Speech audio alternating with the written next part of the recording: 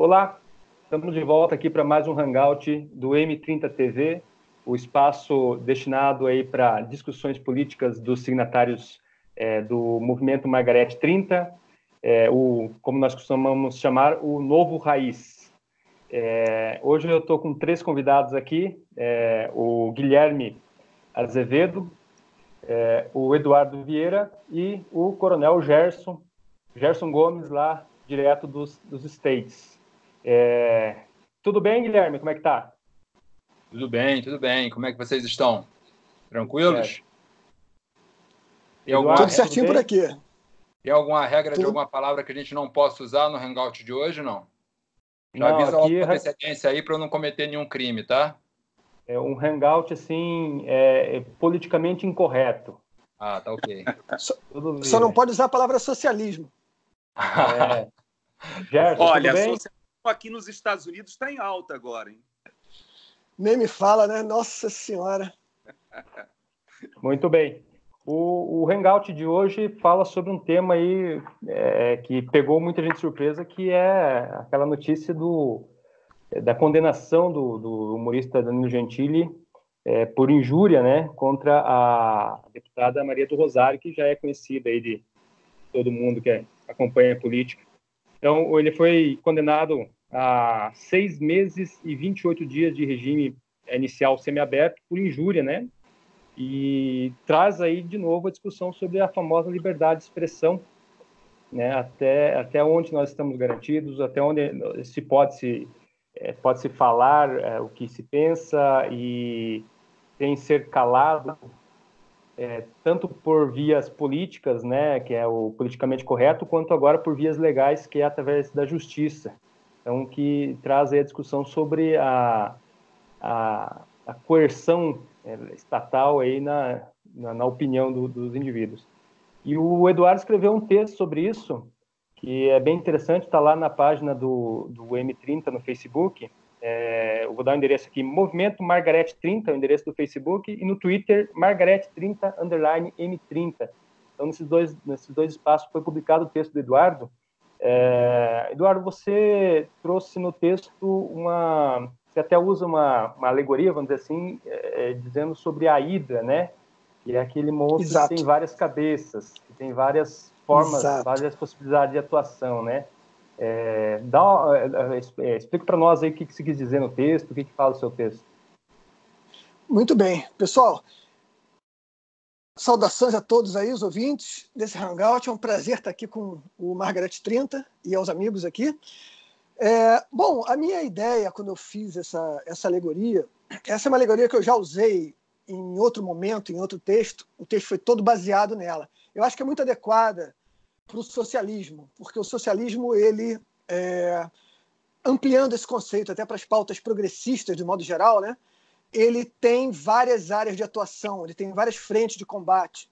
E, realmente, quando você corta uma, ou seja, quando você torna aquela frente de combate ou aquela denominação conhecida em sua maldade, né, em sua malícia, rapidamente o socialismo muda de nome, muda de maquiagem, surge outra cabeça, às vezes até surgem 2 cabeças, como reza a lenda mesmo, né, que toda vez que você cortava uma cabeça da Hidra, nasciam 2 num lugar.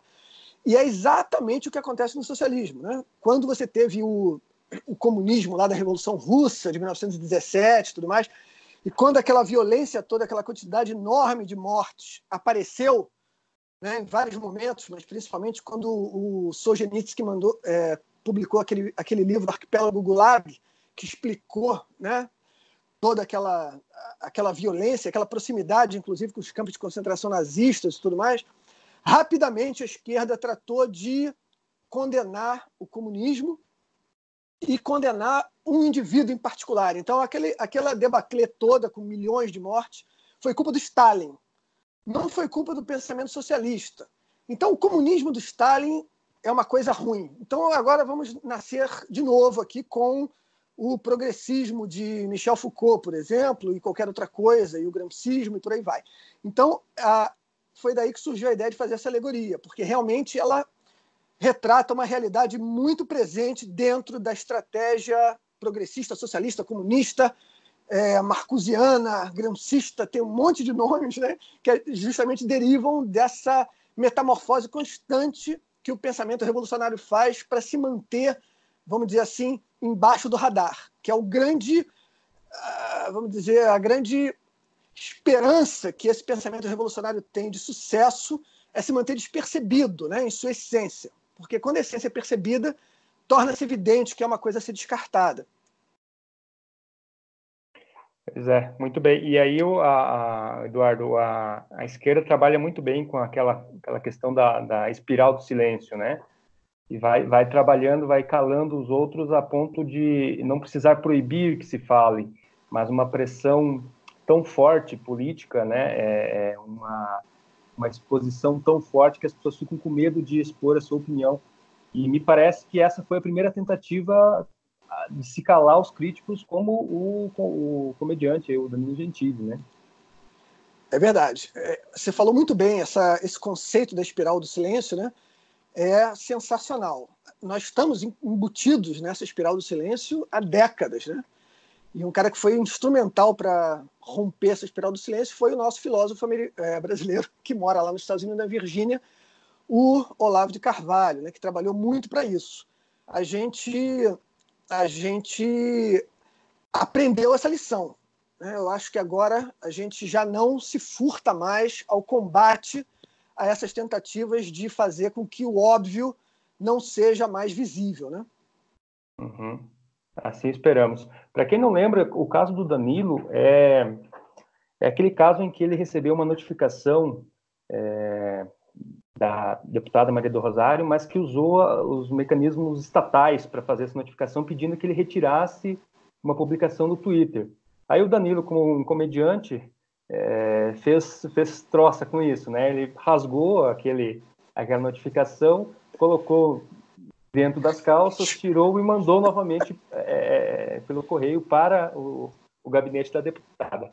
E aí a justiça, então, acionada pela deputada, considerou que aquilo atentava contra o decoro e contra a moral, vamos dizer assim, né?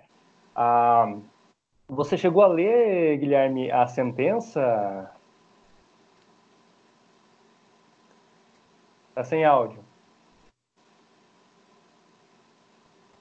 Desculpe. Eu confesso que eu não li a sentença inteira, não tive tempo, mas eu dei uma lida diagonal e fiz aqui algumas anotações, especificamente sobre essa questão da sentença, a queixa-crime que a Maria do Rosário impetrou lá.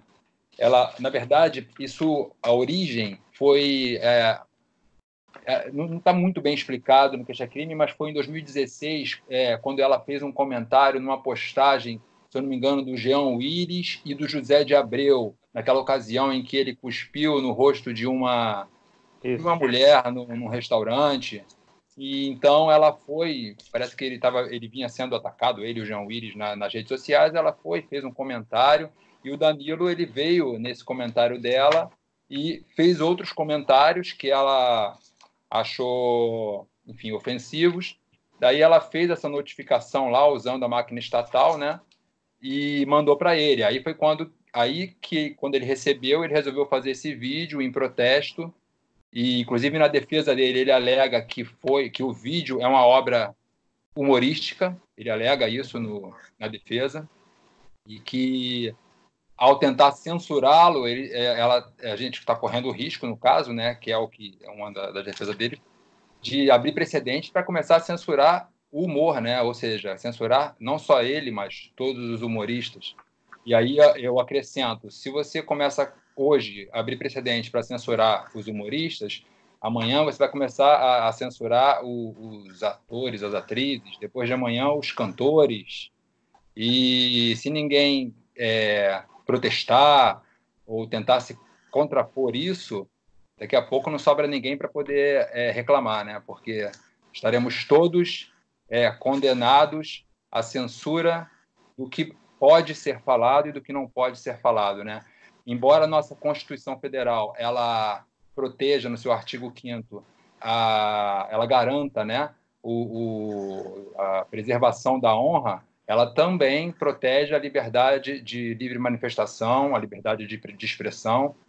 E até é interessante isso, porque quando ela protege a honra no artigo 5º, ela diz que a pena para quem... A punição, né, isso está na Constituição, ela é indenizatória, ela tem caráter indenizatório, ela não faz nenhum tipo de menção a uma punição no âmbito penal, né? Só que o nosso Código Penal ele é de 1940, da época da ditadura de Getúlio Vargas, né?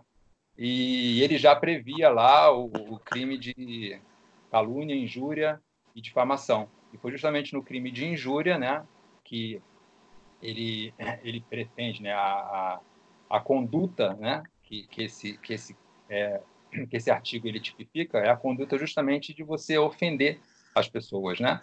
Que é uma conduta em que a pessoa só precisa se sentir ofendida para que ela possa representar uma queixa-crime. E daí, se o juiz entender que realmente aquilo dali ofendeu a reputação dela, ofendeu a honra, o decoro, né? A juíza pode fazer o que ela fez com o Danilo Gentili, ou seja, decretar uma condenação pesada. Ela inclusive usou a pena mais pesada, né, de 6 meses. Eu acho que isso seria o máximo, acho que era de 1 a 6 meses a pena de detenção em regime semiaberto. Então, ela realmente pesou na tinta e agora cabe a ele recorrer à segunda instância para ver se, e o que todos acreditam, né, que essa decisão será reformada e devem converter essa pena dele em prestação de serviços ou algo do tipo. Mas ainda vou ficar por aqui por enquanto, só para a gente dar oportunidade aí para os colegas falarem. Gerson, você aí dos Estados Unidos, como é que você vê essa situação que está acontecendo aqui no país? A gente sabe que aí a América tem uma tradição maior de respeito às liberdades individuais, inclusive a liberdade de manifestação, e também tem uma experiência maior aí em lidar com o humor. Como é que você vê, comparando as duas realidades aí dos países?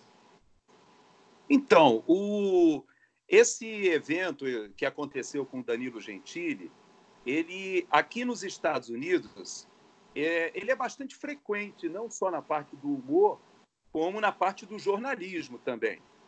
A única diferença que eu creio que existe assim, mais marcante é que a liberdade nos Estados Unidos ela é muito acompanhada com a responsabilidade. Então, o exemplo assim, emblemático que vocês estão acompanhando aí no Brasil foi a própria campanha do Trump, que ela foi acusada de ter recebido algum tipo de benefício da Rússia. Esse tempo todo ele ficou sendo massacrado pelo Partido Democrata e pela mídia em relação a esse tema. Ficou na defensiva desde a eleição. E agora, recentemente, houve uma decisão na qual ele foi inocentado ou foi dito pelo procurador-geral que não há evidências de que isso possa ter acontecido mesmo. O que aconteceu agora, essa semana? O outro lado da moeda, ou seja, agora que ele foi inocentado, uma série de pessoas que foram chaves nesse processo estão sendo chamadas pela justiça para se justificarem. Ou seja, elas tiveram liberdade de lançar uma série de informações que agora se sabe falsas e vão ter que responder por isso. Quando a gente vai para o caso do Danilo, eu me lembro na época, eu vi o programa dele, vi que ele pegou a moção de censura que ele recebeu oficialmente da deputada, enfiou dentro da calça, e rasgou, ou seja, foi ele quis, estava no contexto realmente do humor, de um programa de humor. No entanto, na minha opinião, por exemplo, foi de extremo mau gosto. Eu creio, inclusive, que a deputada está no seu pleno direito de dizer que se sentiu ofendida. Agora, eu creio que o ponto-chave da questão, e já que você pediu para comparar com os Estados Unidos, foi aquilo que o Guilherme levantou.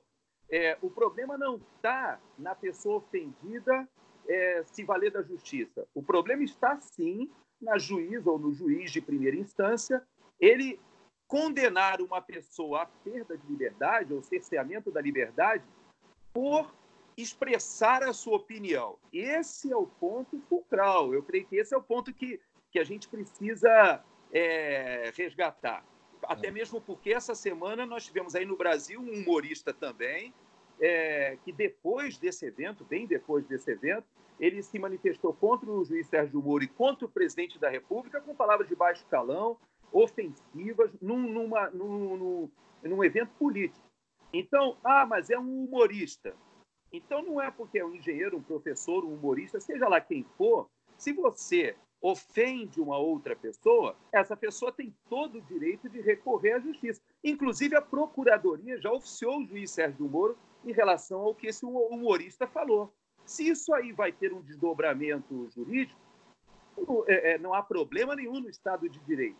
O que não se pode, na minha avaliação, é você usar o juiz de primeira instância como uma plataforma política, ideológica, e você fazer um uso da jurisprudência ou de todo o marco jurídico a favor de uma narrativa.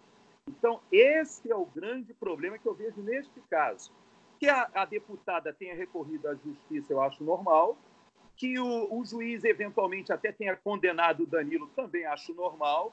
Agora, não condenado ao cerceamento de liberdade, condenado à prisão, você teria, como o Guilherme bem colocou, ter estabelecido uma multa por danos morais ou alguma coisa nesse sentido. Então, eu creio que esse é o ponto que a gente precisa trabalhar para a evolução até das nossas instituições, para que a gente consiga estabelecer, nesse momento de polarização que existe no Brasil, o direito de cada um achar manifestar o que acha do outro, seja do presidente, seja do político, seja de quem for, mas ele tem que ter responsabilidade daquilo que ele está falando. E a pessoa que se sentir ofendida, recorra à justiça, e a justiça tem que reagir de uma forma adequada, e não dessa forma como aconteceu, na minha avaliação. Pois é. Aí abre a desconfiança de que a juíza, no caso, e como tantos outros, tenha agido aí de forma política e fazendo mau uso da sua função, né? Eu imagino que agora, na segunda instância, seja revertido ou pelo menos seja trocada aí a punição por uma multa, alguma coisa nesse sentido aí. Talvez até, quem sabe, aí, trabalhos voluntários por parte do Danilo, né? Então, pessoal, o Danilo já falou que não vai se ajoelhar, né? Não vai parar de fazer aquilo que ele acha correto e em nome da liberdade. Ele é um sujeito que batalha bastante pelas liberdades individuais, é um cara liberal também, é um cara importante, uma voz importante no país, e creio que ele vai continuar aí. Gente, acho que vamos esperar os desdobramentos desse caso aí, e qualquer hora a gente volta com outro hangout. Gerson, muito obrigado, viu, por ter participado aí do hangout. Forte abraço para ti. Tá bom, um abraço para vocês aí, até segunda. Guilherme também, forte abraço. Falou, Fernando, obrigado, forte abraço. Eduardo. Pessoal, muito obrigado. Fernando, valeu. Adorei a participação e sucesso para todos. Você voltará com certeza. Um abraço, até mais.